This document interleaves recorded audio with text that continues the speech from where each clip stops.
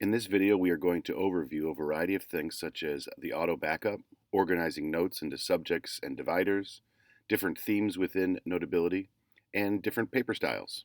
Enjoy. So you can see right now I have my Notability app opened on my iPad, and I will be using the little pointer here with the assistive touch feature of the iPad to help me along. This is a relatively new version of Notability, and I could check in the bottom left-hand corner with the settings wheel to show me exactly which version this is. You'll notice this is 11.04 at the time of this recording. Let's talk about one of the first things that you should do when using Notability on a device. In the chance that you may lose your device or it gets broken or lost, it's always good to have your files backed up. So a couple things that you'll want to do straight away is to go to this section of your settings and tap on Manage Accounts. And there's a variety of different accounts that you could use to store your files. I happen to use Google Drive, and if I were not logged into that, it would give me one of these blue pop-ups asking me to log in. Since I've already done that, you could see that Google Drive is all set up. Next, I'm going to tap on Auto Backup, where Notability will automatically back up files to the Google Drive folder that I have created a destination for. If I don't put anything in, it would just say simply Notability.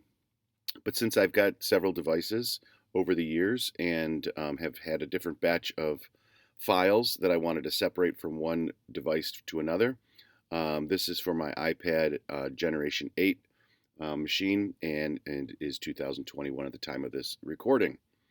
So I can go through and make sure that I have things backed up by clicking on the Google Drive option, and as soon as I tap close, we should get a message board as soon as I get some other notes going here because it's already been backed up. But right here where my pointer is, you'll see a time-lapse clock that's going to show the backup in process. So that's a little bit about backing up and managing our accounts. An important point to talk a little bit about is within these files themselves is the file format. You'll see that Notability has an extension of .note. If I tap on this for other selections, I have other things like PDFs that may be available to me. I'm going to leave it defaulted as a note file because should I ever have to get a backup or if I've lost my device, etc., I want to be able to have the original annotations available to me as if I could go in and edit the file from the way I started it. A PDF would just be a snapshot of that last note that was made, that last version of that note.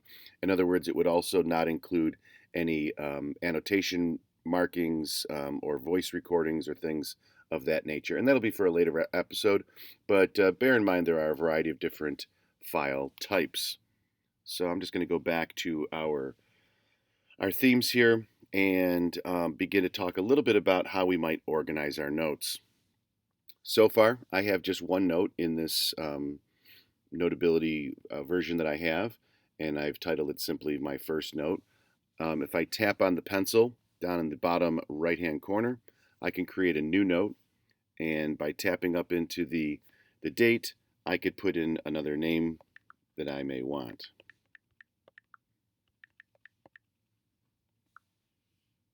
And then by simply tapping the back button in the top left-hand corner, I can go back and see that I have now two files. If I look to the left-hand control panel, I'll see that I have two notes. There's two recent ones. I don't have anything that are necessarily unfiled. And because right now these are both in a default subject called Welcome. If I want to change that title instead of Welcome, I'm going to click the Edit button. And if I tap right into the welcome, I should be able to rename that. And I'm going to rename that as My Notes. And of course, I could name it whatever I would want. I could change the color next to that subject, and it would correspond as you would expect. I could obviously delete this subject. or I could lock it so that no errors might be inadvertently made while tapping along and working through my other files. For now, I'm just going to close this and I will select done, and I'm off to the races. One of the things that people like doing, because after a while you'll have dozens and dozens of notes that you might be making, it's really the organization of it. So I'm going to spend a couple of minutes talking about how to organize your notes by using the edit and the insert button here at the top left hand corner. One of the things you will notice when you tap the insert button is that there are two different things that you could add: subjects or dividers. We'll first focus on subjects. And the subject is going to allow me to sort of put, a bunch of common notes in one space. So, for example, if I'm a classroom teacher, I might have my students talk a little bit about maybe Unit 1, and then I'll add another section or subject, called Unit 2, and so forth. So with that, it begins to get organized, but as you might suspect, there's probably, from the student side, certainly a lot of subjects that they might have with units called Unit 1 and Unit 2. So to make things a little bit better, I'm going to tap on the Insert button again at the top, and now I'm going to add dividers. My first divider I'm going to call Social Studies.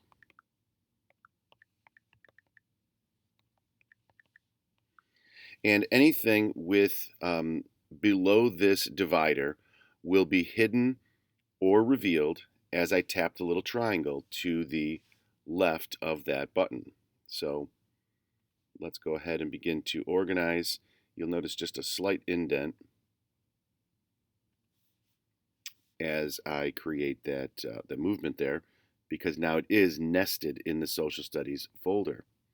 And now a student might be able to click the Insert button, another divider, and maybe now they're going to have their math folder or divider all set, and anything that they might add as a subject below math, again, unit, let's just say 1 again, and I'm going to edit that so that my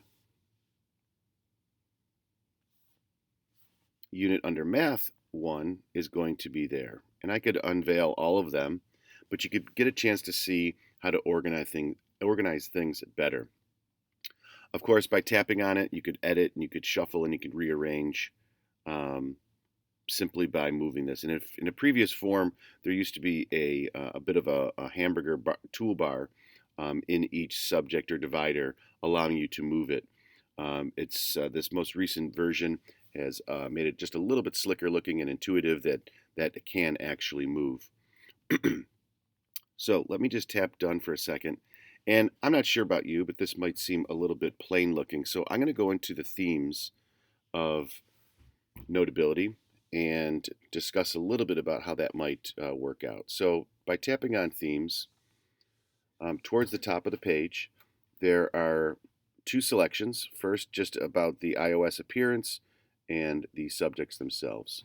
So notice when I click the colorful subjects on, how that's going to change my personal files, subjects. It's going to make it have, instead of a dot, the whole entire subject is going to be colored. And that might be easier for students or users to see exactly where they're putting things. And those colors, again, can change. So let me just tap out of that for a second.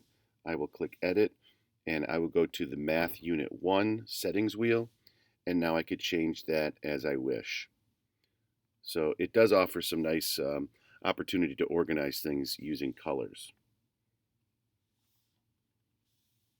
Also within the themes, it defaults with a couple of basic shades of darkness and black that you might choose.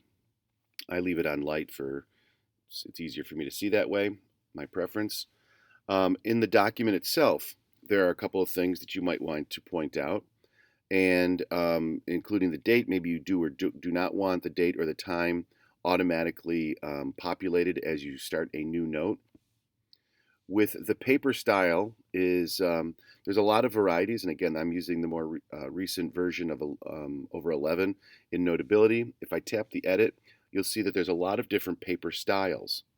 These two can be changed within any document, and I'll show you in an upcoming video where you could make those changes.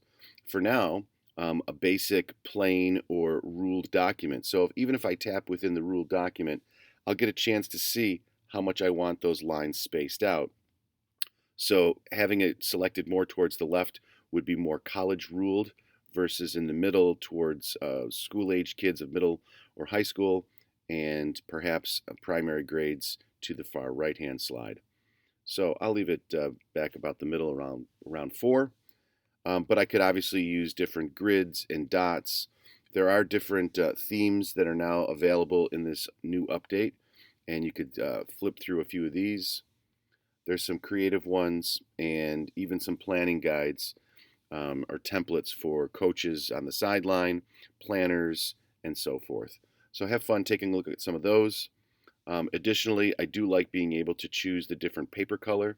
Some people using this all day in a classroom setting, they may want to offset that bright white to make it a little bit easier on your eyes throughout the day. And of course, you could tap the triple dot and begin to select different color papers. So I hope that helps to take a look at the different themes that might be available in the paper style, and that's a default that may help you take a look at what your needs are. Scrolling down just a little bit, you'll see there's a seamless style, which is the default, where the document is just going to smoothly run in a vertical manner versus a page at a time, and flipping it more like a spiral notebook. And if you want to have rounded corners for some of the inserted media options, you'll see that just has a little bit different of an appearance. That may be something that you prefer. Along the lines of typing, you'll see to make some use of a few different font styles. The bold, italics, and underline, your spacing, the font size, and again, this is how it's going to come in as a default. So if you want to have something always come in as a different color or size or font style, this would be a place to always change that over. But of course, when you're in each document, you'll be able to change that at any time. The Tap Anywhere allows you to basically make text boxes, and it won't necessarily line up to the left justified as an old school typewriter might want to start. So play with that button a little bit to see what might suit your needs for the kind of notes that you're taking. Under the handwriting, you'll see that there are a couple of things with doing math conversions. If you have this version, you should be able to write out math formulas, and it will style itself in the way of a math formula in fonts. Your straight lines and shape detection. So this is your auto style. We'll get to this in another video as well. The left-handed mode, people do seem to think that works out pretty well. So if you do want to, if you're a lefty, and as you're writing to prevent your hand from dragging across the paper, you may want to try that mode as well. Palm detection is pretty good. It allows you just sort of to rest your hand a little bit and not worry about making markings on your paper. There is also speech to text that allows you to speak into the iPad microphone, and it will convert it into text, which is really great for getting quick notes written down, or for struggling writers to be able to get their thoughts down. As you might expect, any speech to text tool, by pronouncing different punctuations and new paragraphs, will allow more control in the auto speech to text feature. And this obviously is showing us text to speech, so this is the opposite. This will read it to us. So take advantage of playing around with both of those functions. For now, that's what we have to get started. I'm going to just open up a couple of documents so I could show you how to move files. I'll open up a third note here and show you how to drag and drop them into the different nested subjects as you will. In the next video, I'll be talking about the different toolbars and things within Notability.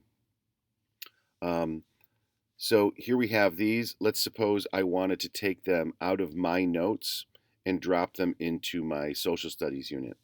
So here I am in my notes. Okay, you can see how it's highlighting in different ways.